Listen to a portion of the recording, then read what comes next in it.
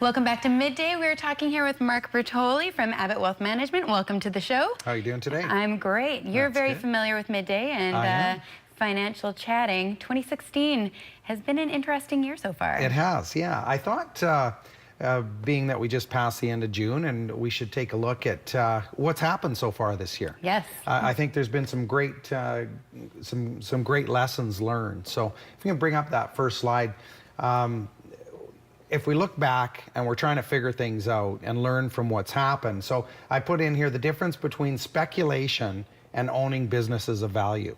Because there's two completely different styles of investing. One where you're hoping things happen, and one where you use logic and math and business principles to determine what you own. And I imagine you recommend one over the other. I do, yeah. So if we can go to the next slide, what I wanted to show here, the very bottom of this graph was about the 15th of January, 2016.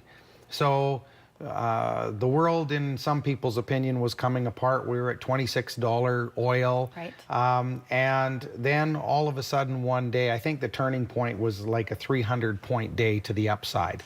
Just to put that in perspective, what would a normal point day be? Oh, it'll 50 to 100 points is a normal day, right? So it was a big day. Yes. You know, it was like a 2.5% day to the positive, and then we had a few things go on.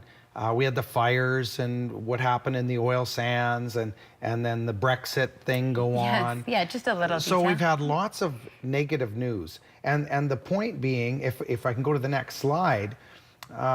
As of the end of June, from the bottom in January, we were up about 8.5%, somewhere around there, which meant that we had a 16% swing from the bottom of the market to where we are today. Wow. And through all of this bad news. So that brings me even more towards the point of understanding what you own. Mm-hmm. So Brexit's going on, the fires are going on, oil was at $26. That's when you need to step back and look at the businesses that you own and say, how are they going to look a year, 3 years, 5 years from now? Right. Right. The biggest threat to a person's investments are their emotions.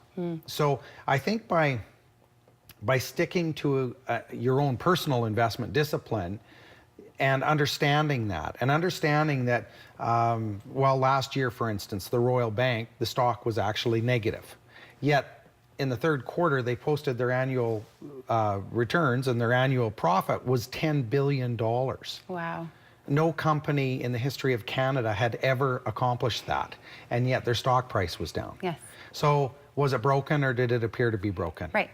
Did people fix their eyes on the short term or the long term? Right. When you scratch the surface, you realize that a lot of foreign investment came out of Canada. And when they sold out of Canada, what they didn't realize is they sold our major banks, which caused negative or downward pressure on the stock.